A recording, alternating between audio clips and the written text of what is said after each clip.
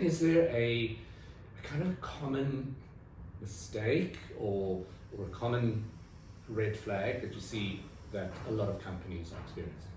Yeah, I think in this case that it does come back to that idea of that tension between strategy and foresight. What I definitely see a lot is that businesses will listen to our trend briefings or will listen to our foresight workshops and will then try fit the trends and signals and scenarios that we depict for them into their strategy rather than trying to adjust their strategy towards the changing world. Yeah. And I think that that's something that needs to be unpacked a lot more, because it is of course tempting. And we see this all the time. Say, I've got the strategy, the trend, we try and change the story, change the trend, change the scenario to reinforce our ideas that we had anyway, rather than being open to the fact that your strategy, as you say a lot, really has to be fluid and flexible. Yeah. A strategy is not a line on a road. It's not like plotting a trip down to the sea where you can plan it across a map. It's rather saying, what's the overall goal that we want to tend towards, and how then do we have to change and adapt to go towards that tendency that we're moving towards, rather than that very specific, narrow, regimented idea.